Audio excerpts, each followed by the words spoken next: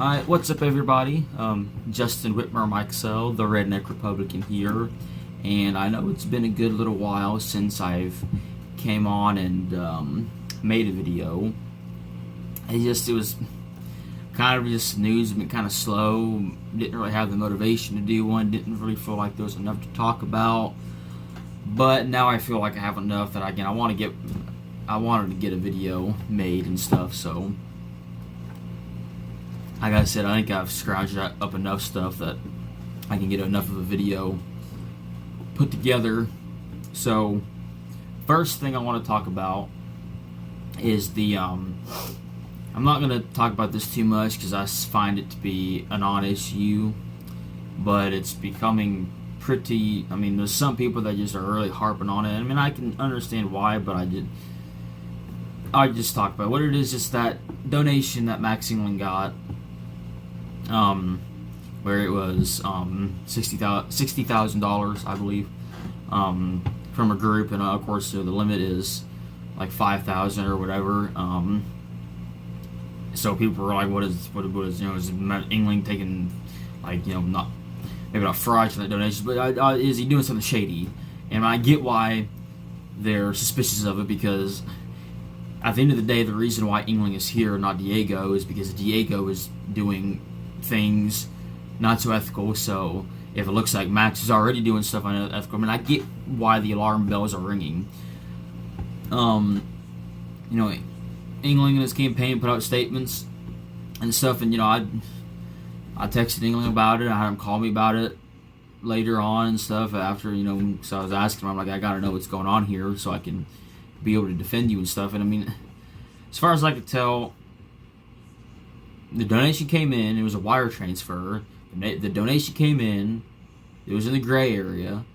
And people would say, "How can you not know?" Or "How can you do it?" It's like, why they again, according to Engling's campaign, out of an abundance of caution, they sent it back. It's like, where's the problem? It's like, again, like, I love Rob Kendall, but he's all about, oh, they should have done this. They should. It's like, okay, whatever, cool.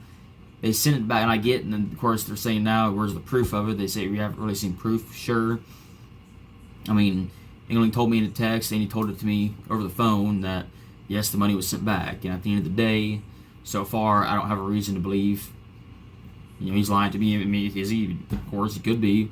And if I find out he did lie to me, well, then guess what? My vote's going to Greg Ballard. I mean, it's pretty simple and cut and dry. But I mean, at the end of the day, I feel like, I mean, like I said, he's not giving me personally any reason not to trust his word. So as of right now, I'm going to trust his word. And if it was sent back, then what is the issue?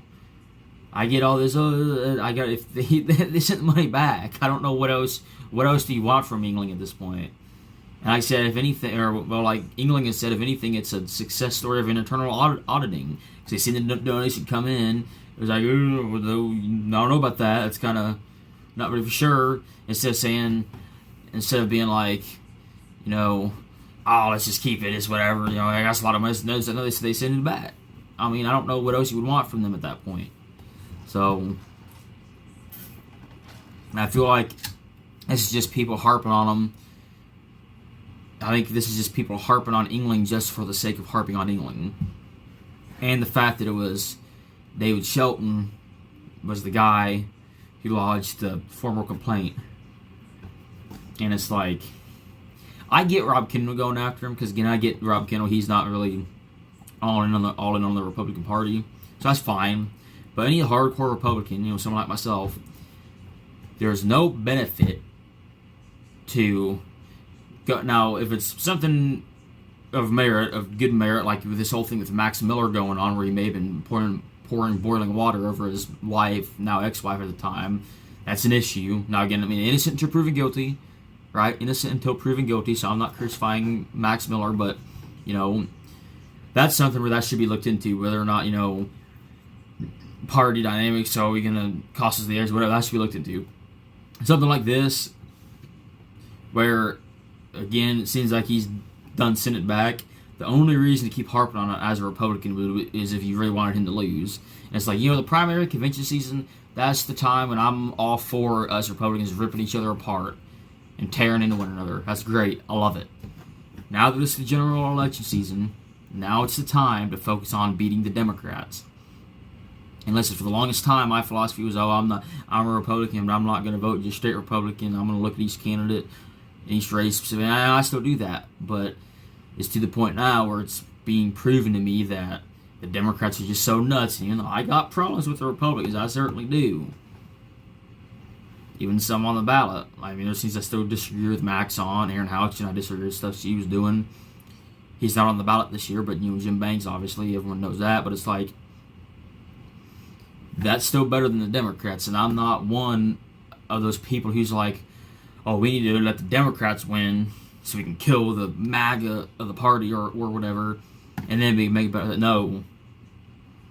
Like, I was talking to one guy on Twitter about Ohio, how he's always voted Republican, but he's going to vote Amy Acton to kill Ramaswamy. Not kill him, but, make him, kill his political ambitions or whatever.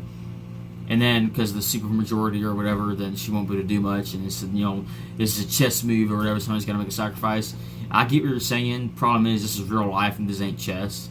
Okay? And with how far left the Democrats are going, and with me personally, my views on abortion, I can never, so far different than the Democrats. And the fact that I got, people on the left, wanting to call me a predator or call me dangerous just for being pro-life. I'm like, I'm not going to vote or support a party who does that, and I'm not just going to idly sit back.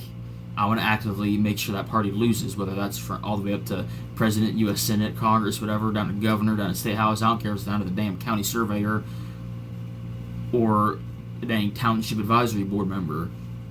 Any Democrat that I can help make lose, I'm going to help them lose. Okay? So, that's why I do have a problem with Republicans who are attacking other Republicans in general election season. Now, if it's something extremely serious, I get it. And I get this could be serious. I mean, if he was taking fraudulent money, that is serious and stuff. Obviously. And that should be looked into. But the fact that from what it seems like David Shelton never even asked Max about it first, which is, why not just ask the guy about it and be like, hey, what's going on with this? I saw this.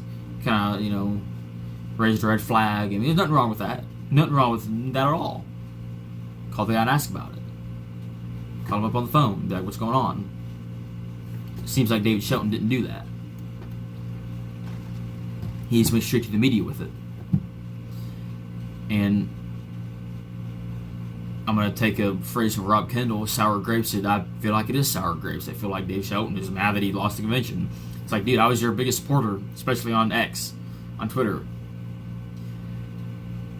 Mainly because I thought you were the most qualified candidate. I still think David Shelton is more qualified to be Secretary of State than Max Engling. Although Max Engling is, the people who say Max is not qualified are full of shit. He is perfectly qualified. And I think he's the most qualified out of the four. Engling by Ballard Shillings. I think he is the most qualified out of the four because of his work in D.C., especially being the head of that election board or commissioner, whatever it was. I can't remember off the top of my head, but his work in the private sector, he's perfectly qualified. Do I think Shelton is more? Yes. And I did, kind of support Shelton because he was the anti-establishment candidate, because obviously he was against Engling, who was the establishment candidate. Then Diego, who was the previous establishment, was still, even though he wasn't the establishment candidate, he was the establishment. Of course, you had Rittenhour, who was anti-establishment. She had no qualifications. So that's why Dave Shelton made the most sense there. But Dave Shelton, he's not anti-establishment at all. And this is something that kind of pisses me off when I see people want to say he's just anti-establishment crusader or some shit, or that he can't be controlled or whatever. It's like, this guy was all in on Jim Banks back in 24. He endorsed him. I should have a graphic up on the screen where it shows he endorsed Jim Banks in 24. And not even that, he helped collect signatures, from what I can tell, for Jim Banks. And he was with Jim Banks when Jim dropped off all of his signatures. So it's like, trying to say this guy is anti-establishment is, he'd have been just as establishment as the rest of them, and he would have been controlled just as much as the rest of them. Let's be real. He would have been. Don't be naive. But of the candidates, he was the most anti-establishment candidate who also had experience, and that is why I supported him. And I still would. If we could, let's say I was delegate. Let's say we go back to the convention and I'm delegate. Even now, I'd still cast my vote for him, both rounds. But it's like I'm actually getting kind of sick and tired of this narrative that he's some anti-establishment warrior when he's not at all. So anyway, I kind of hit a lot of my points. I got another notepad on the computer screen here. And that's why it gets kind of dark every once in a while, because the computer monitor goes black. Like I said, I've got my notes. I've actually got through a lot of it with that. But so I talked about. I said that's all I want to say about the donation. But they sent it. Now, if it wasn't sent back, that's a problem. And if he's lying to me, that's a problem. But I'm going to take him at his word for the moment and say send it back. And if he sent the donation back, no, it's not an issue. And if anything, it's a success story of internal auditing. Like I said, Shelton, he's just mad that he lost the convention, and it almost seems like he's trying to help Max lose, which I don't know why he would want that. I mean, I had plenty of problems with Max during the convention, but it's like he's still much better than, maybe not necessarily by it personally, but just having a Democrat in there. And that's another thing. Rob Kane was like, what's going to happen? It's going to be so bad with having a Democrat in there. Having a Democrat in the Secretary of State is not going to be that bad on the surface. But if Bobai wins that probably means there's going to be better Democrat turnout down ballot, and we may lose some more races to them down ballot. Then at 28 and 30 and longer, they're going to be much more energized. They're already energized all to hell because of the fact that they have a candidate running in every state senate and state rep seat up for re-election this year. This is the most energized they've ever been. If Bobai wins this year, they're going to be even more energized. That also does cause Bobai. He'll probably be, he says he won't. I like Bo, but he's full of shit. He's going to run for something more in the future. And even though I don't think he's a crazy leftist like a lot of the Republicans try to paint him as, at the end of the day, he's still a Democrat. And I mean, he seems like he's trying to move the Democrats more toward the center. Well, I mean, I want to move the Republicans more toward the center, but probably not going to happen. I mean, it's a MAGA party, unfortunately for me. I'm still going to try that, but that's just the way it is. And I don't think Bo's going to have any success with that. They're embracing socialism and all that bullshit. The Mamdani Rainbow Land. I hope you guys get that reference of Rainbow Land. Please, one person get the reference of Rainbow Land. Please, I'm begging. I want one person to get that reference. But anyway, it's like giving the Democratic Party. I mean, even Rob says on a show the Democrats are lunatics, but then seems like he's okay if Bo wins Secretary of State. It's like, yeah, him being in the SOS office isn't that bad on its own, but that's gonna snowball into them getting more power. I mean, come on. So that's just where I fall on that. But anyway, that's why my endorsement philosophy. I mean, I can already tell you right now. I'll be voting a straight Republican ticket in November. Now, I won't hit straight Republican. I mean, I'll look at every single ballot line and click the names individually, because I think that's what you should do. But I'll be voting for Max Engling. I mean, like, as right now, the election was held today. I mean, obviously shit can change and crazy shit can come out. But if the ballot was in front of me today, it'd be Max Engling, Daniel Elliott, Lisa Fashala, right? Aaron Houchin, because she's getting a bit better as of late. She's introducing some bills I do kind of like. I still got issues with her, particularly establishment shit, but she's introducing some good bills that would actually help out the 9th District. So I wish she'd be more accessible. Like, I seen Jefferson Shreve was actually doing a thing while he said it was him and his team, and I guess it means he was actually there. He was in like different offices around his district, and he was actually there personally if people needed help with like VA benefits or insurance. It seemed like he was actually trying to one-on-one help his constituents, and I just don't know if Houchin's ever done that. I know she's under a lot of fire a lot for not really doing any town halls around the district and stuff. Mainly the Democrats would want that or are wanting her to do that. mainly just so they can shit on her. I guarantee most of them don't want to have a substantive conversation. They just want to shit on her, but she should still go. I guarantee if they have a debate this year between her, Meyer, Hudson, and Taylor, that she's not going to show up. But so even though I've never felt very much represented by her in that sense, I mean, she's introducing some good bills that would help out the district if passed. So, like I said, I'll be voting Houch and voting Zimmerman, my state rep, and all the county offices. In Ripley, it's mainly Republican anyway. I don't think, because there's a few townships that have some Democrats, but not in Johnson. So every county office is Republican. So that's kind of my philosophy. It's like I'm to the point where I think the Democrats, they need to, I don't want to say die because that's aggressive, but you get what I mean. Is that they need to be absolutely obliterated as a party. And that's why I don't care if it's U.S. Senate down to county surveyor. If there's a Democrat on the ballot against a Republican, I'm going to do everything in my power to make sure that Republican wins. Unless the Republican is like Hitler or some shit. So that's where I fall there.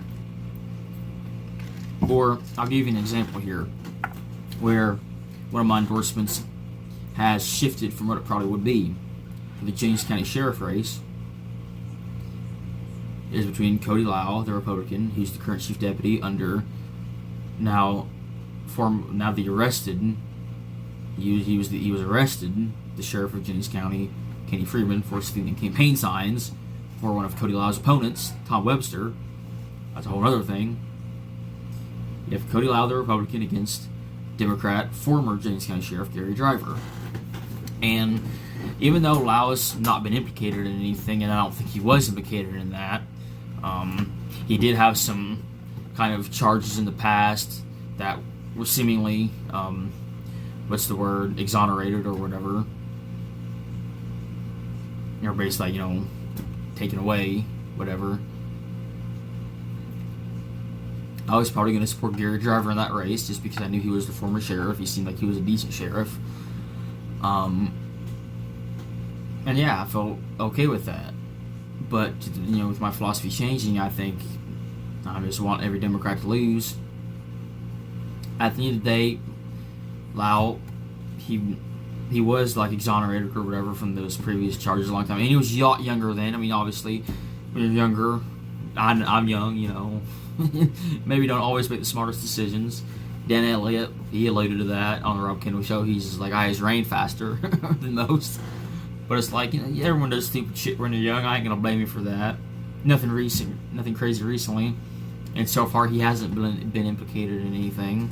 But the main thing is I'll try to show some pictures on screen of Cody Lau. Look at him. Seems like he's a younger guy. Seems like he's a good, fit guy. If shit was going down, if the bank was being robbed, or if there's a standoff or something, I'd feel safe with that guy as a sheriff to help protect the community. Then Gary Driver. First thing, he's older, right? That doesn't always mean worse, right? Just because you're older don't mean bad, but then he's big guy, okay? And I understand the sheriff probably is a lot less in the field type work. That's for many deputies and stuff. He'd probably do more office type stuff. But you see the difference between Cody Lau and Gary Driver. It's like if shit was going down, I wouldn't feel very safe with Gary Driver protecting my life. I'd feel pretty okay. If I had to put my life in Gary Driver's hands, I'd be a little bit worried. I wouldn't be very worried if it was in the hands of Cody Lau. So that's why Cody Lau gets my endorsement for Jennings County Sheriff. And that's pretty simple. Well, let's change gears a little bit. Sophie Cunningham and Caitlin Clark. Sophie Cunningham, she's becoming a bit of a conservative darling because she's against men and women's sports. That's great. It's kind of pissing me off, though, how the right is starting to shit on Caitlin Clark. It's like she already had to deal with the left shitting on her just because she was white. But now we're shitting on her just because she decided she's going to be all basketball and not talk politics. It's like all of the people on the right would do is shit on the leftist athletes they'd say, just shut up and play the ball. But then when Caitlin Clark just shuts up and plays the ball, it's a problem. It's like, get the fuck out of here with that bullshit. Personally, I don't mind if they want to speak their opinion. Because in my opinion, you have free speech like everyone else. I think you should be able to exercise that right no matter what your influence is. So that's why I'm fine with Sophie Cunningham kind of speaking their mind. There's nothing wrong with that. And since I agree with those positions, I like that more, obviously, right? But Caitlin Clark, she wants to focus on all ball. Nothing wrong with that. And the fact that people on the right are calling her a coward that's gay. That's bullshit. That's stupid. It's the stupidest shit I ever seen. Like, there's no point in that. I don't even know why we're doing that. Oh, she took a picture with Obama. Bitch. I'd take a picture with Obama if I met him. He's a fucking president. I'm just some random redneck from fucking Ripper County, Indiana, dude. If I got a chance to meet a president, I'd take a fucking picture with him. I don't care if it's Obama, Trump, Biden, or Bush, or Clinton. If I meet one of them guys ever, I'm taking a picture with them. So I can say I met a U.S. president and have proof of it. It's like, get the hell out of here with that bullshit. Anyway, enough on that. John Fetterman. A lot of people thought he was going to join the Republican Party. John Thune, Senate Majority Leader, said they'd welcome him. The odds were pretty high for him to join the Republican Party. He'd even said if the Democrats became explicitly anti-Israel, that he'd leave the party. Well, he explicitly stated not that long ago, like a couple of days or whatever, that he's not considering joining the Republicans, which he votes like 90% of the time with the Democrats anyway, so I'm not too worried about that. That's something a little interesting. I don't know how much I've talked about Troy Jackson. I don't know if I've mentioned that Troy Jackson was the one they picked to replace Plattner in Maine, but he was. And this guy's already got problems. They found out he's got a couple kids with his second cousin. I mean, at the end of the day, I don't know the laws that Maine has in terms of all the stuff you can do with cousins. States differ. If it was illegal, obviously that's a problem. If it wasn't illegal, it's whatever, I guess. But I swear Maine Democrats just can't find a normal candidate to run for Senate. And that's why I think Susan Collins is going to win. I think, the average independent voter in Maine, and I think there's a lot of them, I think Maine tends to be a bit more of an independent state. That's how you have a extremely centrist Republican and an independent, but definitely left-leaning. Those are the two senators, Angus King and Susan Collins. But they're going to look at all the drama of the Democrats and say, at least for Susan Collins, she's establishment. She's been there forever. She's old. But at least she's not going to be crazy like what we've had to deal with. So, speaking of crazy, Laura Loomer, she's seen a light on Ukraine, which is awesome. But she's just, I seen a picture of her going nuts over like Massey or something. And I don't know, she's still nuts, but she's seen a lot in Ukraine, which is good. She's becoming a big supporter of Ukraine, which I'm a big fan of. And Trump seemingly was starting to go that way too. He was going to give him some weapons, or like a missile or something, then he backed off. Trump always chickens out. It's like, good lord. I don't know why we just can't. We need to decide, if we're not going to support him, which would be the wrong decision, but if we're not going to support him, let's not support him. If we're going to support him, let's support him. It's not that difficult. It is difficult, but it's not complicated to understand. Anyway, what is complicated to understand is data centers. It's been a big hot-button issue, especially in Indiana, but also nationwide. And I think Sarah Janice Brown, who ran for Congress against Jefferson Shreve, he's one of the richest members of Congress. She had no establishment backing at all. She came just a few thousand votes away from beating him. Came damn close. I think she cracked the code on data centers. She's put out this little booklet of her idea for basically self-sufficient and also that they give back. Like, they're self-sufficient. They don't take it. The data centers don't take anything from the community, and they also give back. She sent me the little booklet, and I've read through most of it. Dude, I think it might be genius. And I see Michael Beckwith is behind it, and I mean, I ain't the biggest Michael Beckwith fan, but I do love that about it. I mean, he's another guy in Indiana who, in my opinion, has been growing as of late. I still kind of, when it comes to this whole, Islam comments and all that, I'm definitely on the side of Daniel Elliott with that. But when it comes to this, I'm glad that he's supporting Sarah Brown's idea, and I think it's going to be, I think it may have been the biggest political move, and it could be the biggest political move in Indiana history if they end up building one of these, and if it becomes successful.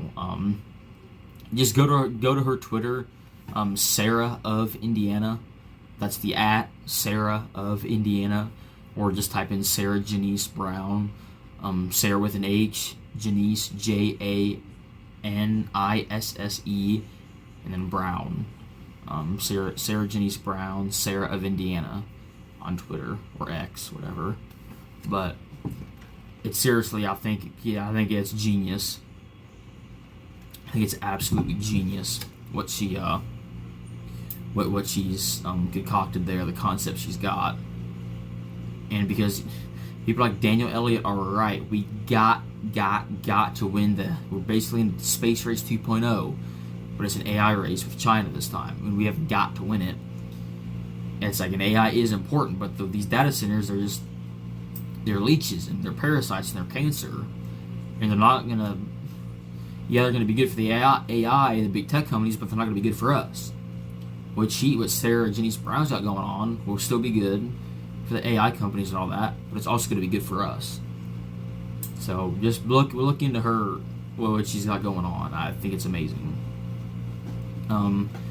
Indiana Senate President Pro Tem Rod Gray announced that he's not going to run for re-election to Senate leadership.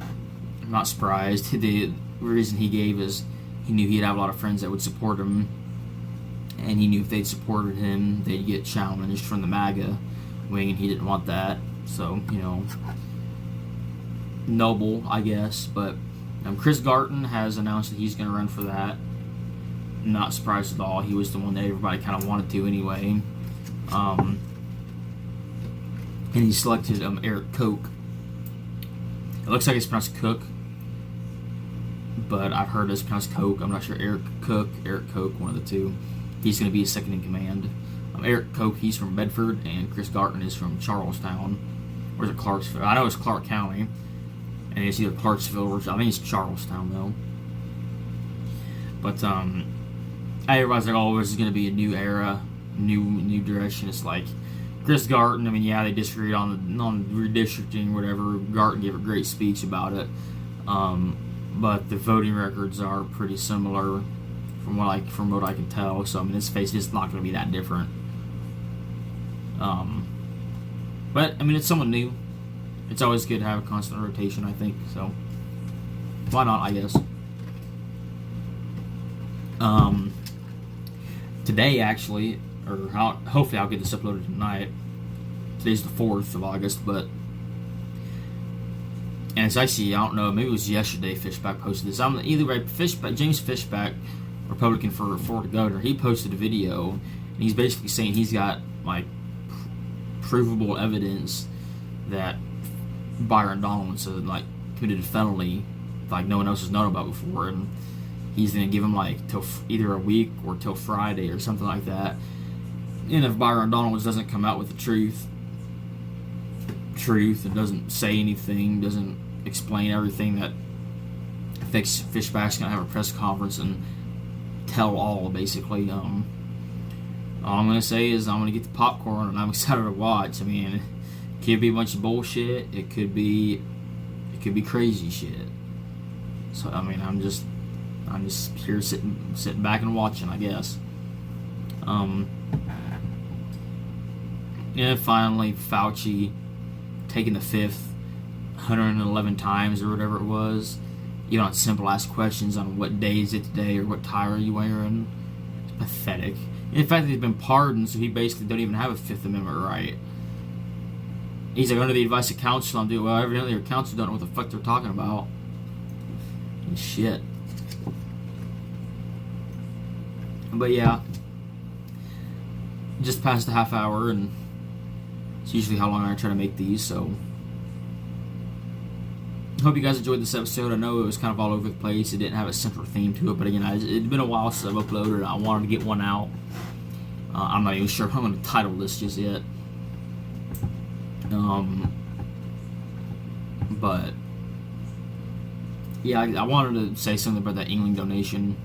I mean, I don't think it's an issue, but I did want to put my opinion out on it on a video, especially the shit going on with the bullshit with Shelton trying to act like some anti-establishment warrior.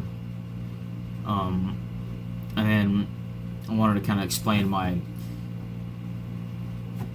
I know some people might say, "Oh, your kind of political philosophy has changed or whatever," and I wouldn't say it's changed. It's just evolved to the point that I still want to be that guy who looks at the candidates individually and votes for the best candidate, but to the point that Democrats are so nuts that the Republicans are always going to be the better candidate, basically. So that's how that comes from there. And I was able to use the Jennings County Sheriff race as an example of where that philosophy came into play, where I ended up did switching an endorsement there. And I talked about the bullshit going on with the athletes, Fetterman and Jackson. And that was the one main thing that's happened recently that I really wanted to talk about. I seriously go to Sarah of Indiana, at Sarah of Indiana on Twitter, Sarah Jennings Brown, and look into her proposal for data centers, because it is absolutely genius. And I talked about Bray and Garton and all that, and it'll just be interesting to see what happens with Donalds. And then Fauci's the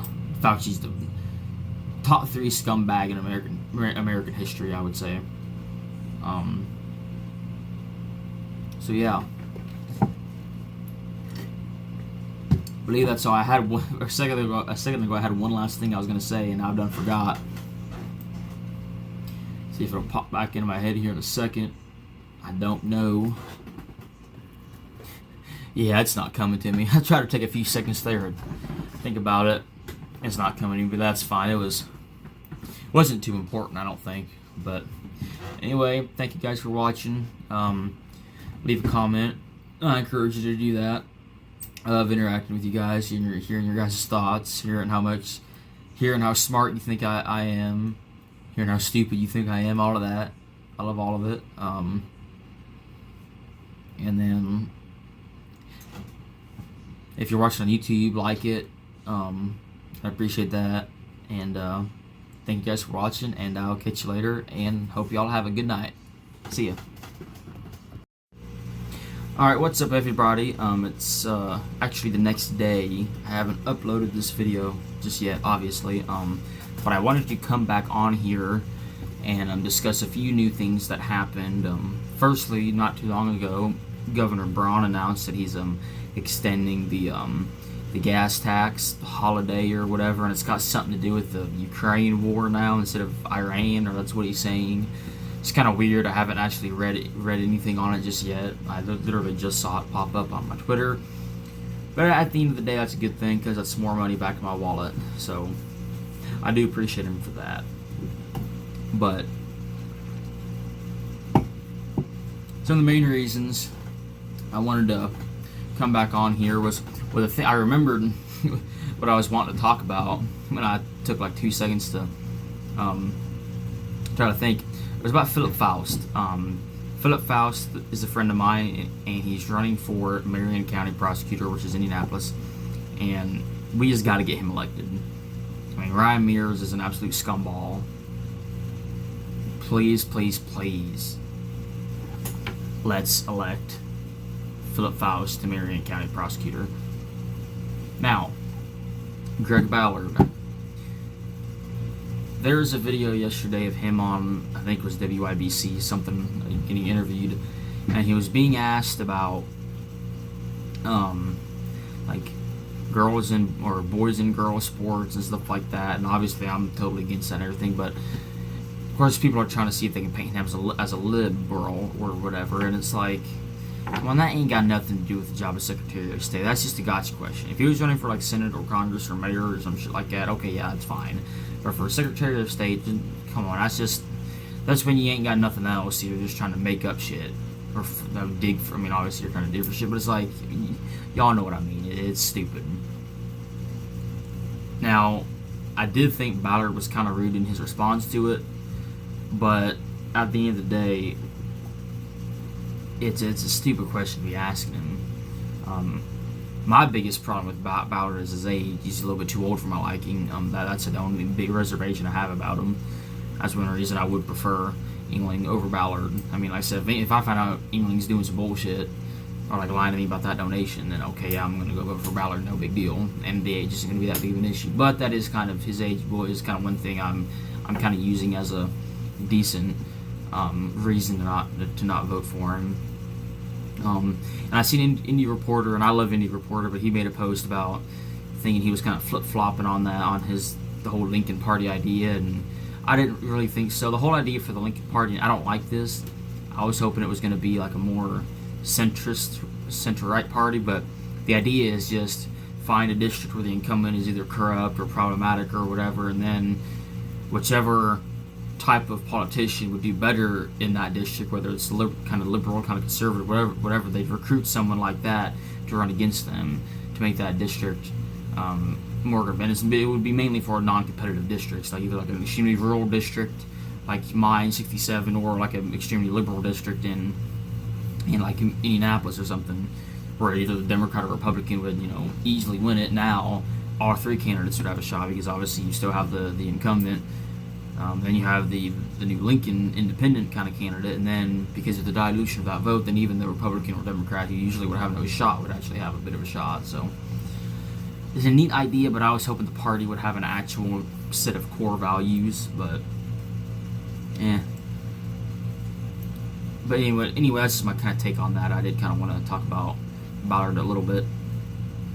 We have two people that are running for the Indiana Senate Majority Caucus chair, because Travis Holdman was the current chair was beaten in the primary, so we're going to need a new one.